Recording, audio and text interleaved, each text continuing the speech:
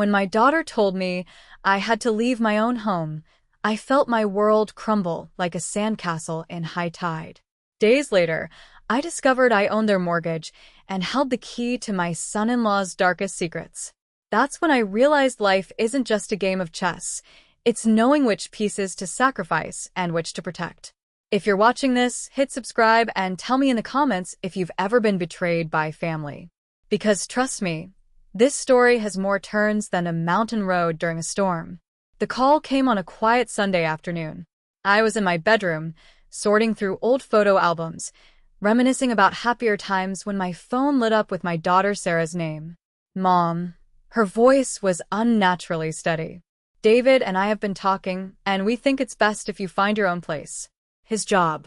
Well, we just can't support extra people right now. Extra people. Like I was some stray cat they'd taken in out of pity. Not the woman who'd raised her, who'd helped with their children, who'd been there through every crisis and celebration. I understand, I lied, my voice barely a whisper. How long do I have? A month should be enough, right? She said it like she was asking about the weather. I spent the next week in a daze, mechanically packing boxes, each item a memory I wasn't ready to part with. The grandchildren's drawings on the fridge, the family photos on the walls, the garden I'd tenderly cultivated over 3 years. David avoided me completely, suddenly working late every night. Sarah kept making excuses about his stress levels, his important new clients, his need for a proper home office. I nodded along, swallowing my pride with each explanation. I found a small apartment across town, all I could afford on my modest pension. The walls were thin, the carpet worn, and the neighbors loud. But it was shelter at least. 2 weeks into my exile, everything changed. A manila envelope arrived from Marcus Cohen, my late husband Robert's attorney. Inside was a letter that made my hands shake. Dear Mrs. Henderson, in reviewing your late husband's estate, we've discovered several overlooked assets, including the mortgage to 1242 Maple Drive, my daughter's address, the very home I'd been evicted from. But that wasn't all. Attached were bank statements, loan documents, and photographs that painted a very different picture of my perfect son-in-law. David wasn't just struggling, he was drowning in debt, and worse, he was hiding something that could destroy not just his career, but his freedom. I chose my moment carefully, attending their annual neighborhood barbecue. David was holding court by the grill, regaling guests with tales of his latest business successes, when I appeared at his elbow. We need to talk, I said softly, about the second mortgage you took out, and those interesting transfers to the Cayman Islands. The spatula clattered to the ground. Mother-in-law humor. He laughed weakly to nearby guests, but his face had gone pale.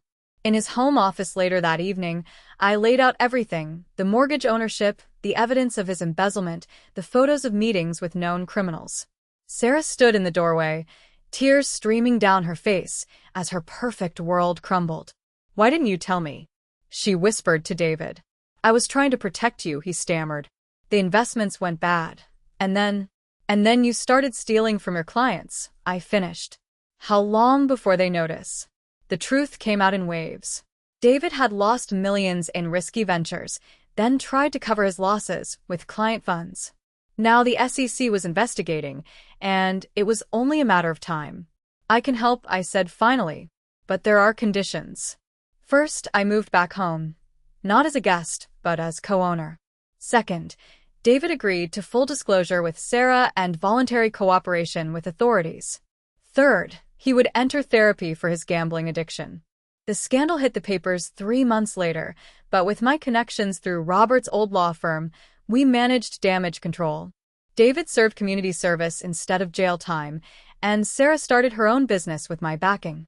Last week, I overheard my grandson asking Sarah why Grandma was so scary smart. She laughed and told him, because sometimes the people who love you most are the ones who save you from yourself.